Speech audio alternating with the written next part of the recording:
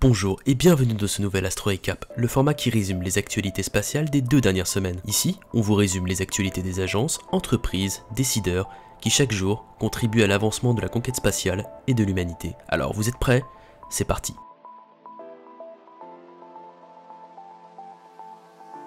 Tout d'abord, commençons comme d'habitude par la partie autour du Starship et voyons les progrès excitants qui ont été réalisés ces 2 dernières semaines.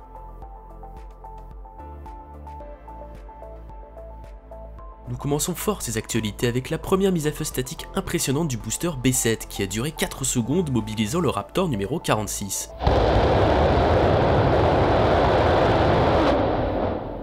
Quelques heures plus tard, c'est le Ship 24 qui a fait rugir 2 Raptors atmosphériques durant 3 secondes.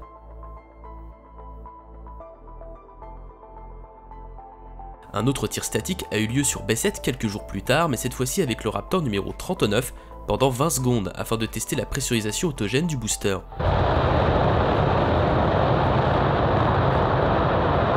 Les essais des Raptor 2 au site de lancement semblent être tous concluants.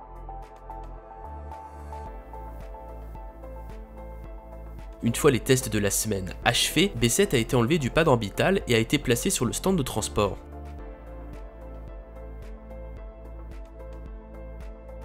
Il a effectué un rollback vers le Mega Bay pour se faire installer ses 13 Raptors centraux restants.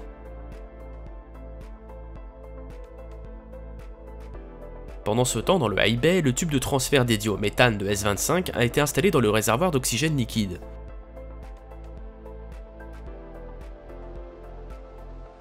Le nose cone de S25 a été empilé avec sa section cargo, l'assemblage final de ce prototype est proche.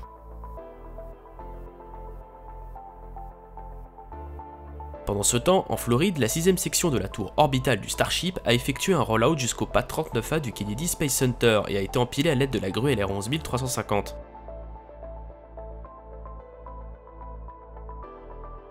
Le 7ème segment de la tour a également effectué un rollout jusqu'au complexe de lancement.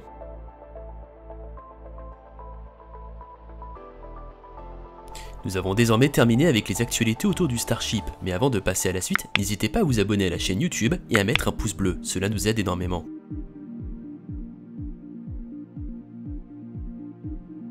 Dimanche 7 août, tôt le matin, l'agence spatiale indienne a effectué le vol inaugural de son lanceur léger, le PSLV. Il devait placer les petits satellites EOS 2 et AZADISat sur une orbite circulaire de 356 km d'altitude. Malheureusement, si l'altitude a bien été atteinte en apogée, le périgée n'était que de 76 km. Les satellites sont vite rentrés dans l'atmosphère et ont été détruits.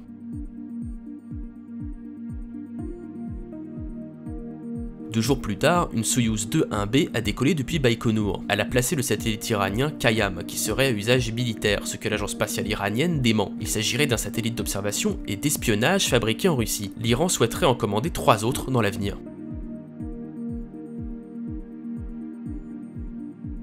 La start-up chinoise Galactic Space a lancé sa fusée Ceres-1. C'est un lanceur léger ayant volé pour la première fois en 2018 et dont les 3 premiers étages fonctionnent au propergol solide. Le 10 août, une longue marche 6 a décollé depuis la base de Taiyuan pour placer en orbite 16 satellites pour la constellation d'observation de la Terre Jilin.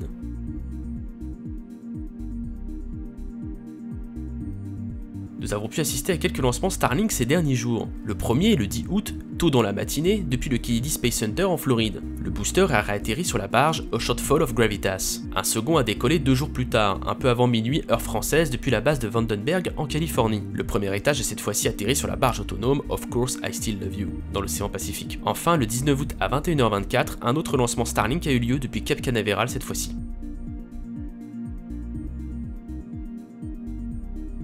Le 19 août, la capsule cargo de SpaceX CRS-25 s'est désamarrée de l'ISS. Cette dernière a améri dans l'océan Atlantique au bout de quelques heures. Le vaisseau avait été lancé le 15 juillet par une fusée Falcon 9.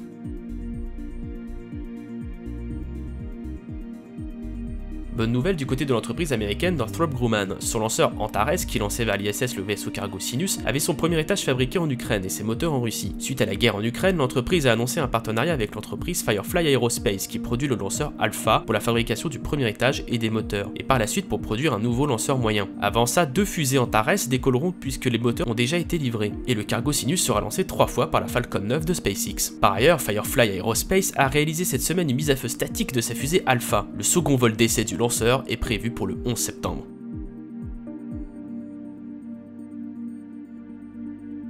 nouvelle moins positive sur l'ISS. Le 18 août, les cosmonautes Oleg Artemiev et Denis Matveev ont effectué une sortie extravéhiculaire à l'extérieur de la station pour continuer de travailler sur le bras robotique européen Hera. Cependant, au bout de 2 heures, la télémétrie de la combinaison d'Oleg Artemiev a indiqué un problème de batterie. Pour éviter de se retrouver à court d'électricité, et donc de communication avec le sol, le cosmonaute a reçu l'ordre de retourner dans la station. Il a donc pu rentrer sain et sauf par le module Poisk, mais il convient de préciser que le cosmonaute ne s'est pas retrouvé en danger de mort. Roscosmos voulait simplement et logiquement éviter qu'il se retrouve sans possibilité de communiquer avec le sol, une situation qui aurait effectivement été dangereuse.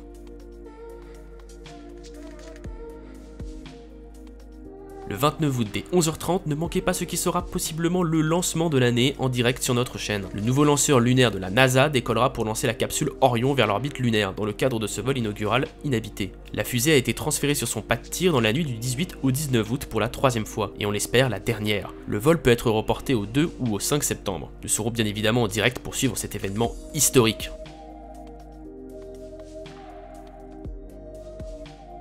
D'autres lancements pourraient avoir lieu dans les semaines qui suivent, nous vous tiendrons bien sûr informés comme d'habitude sur Twitter, Discord, Facebook et tous les autres réseaux sociaux de la chaîne.